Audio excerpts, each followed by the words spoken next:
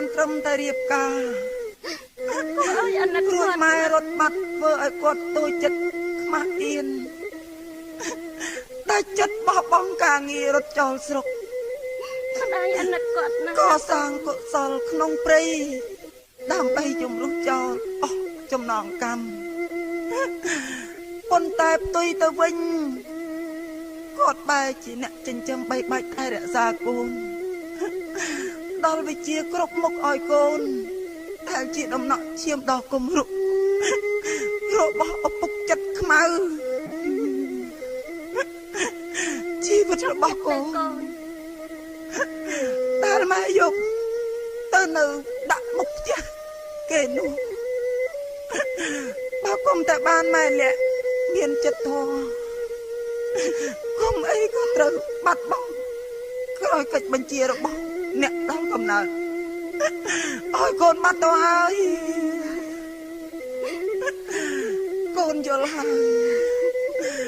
កូនយល់ហើយពីបំណងរបស់អ្នកម៉ែ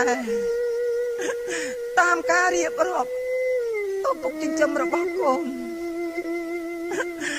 ឥឡូវកូនត្រូវតែបំពេញបំណងម៉ែ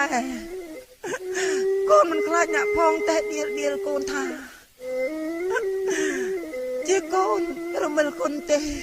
កូនទុំអីមិនកើតទេកូនមិនបាបអីទេមិនបាបអីនឹងពុករបៀបនេះទេកូនបានឃើញអំពើយំខ្នងរបស់គាត់ផ្ទាល់ភ្នែកហើយឯរូបកូនដែលបានមកឃើញពន្លឺព្រះអាទិត្យនេះ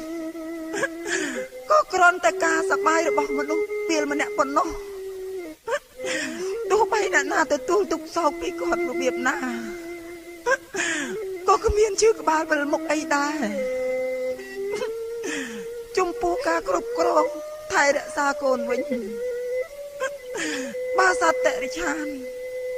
ក៏វាគ្រាន់បើជាងដែរដូច្នេះគ្មានអ្វីសំខាន់សម្រាប់កូនទៀតទេណាម៉ែកូនប្រុសម៉ែខ្ញុំតែទៅស្ដាប់ម៉ែសិនណាកូនប្រុសម៉ែកាលដើមឡើយមានតែពេលដេកលក់បាត់ស្មារតីទេតែម៉ែនឹកមិនឃើញ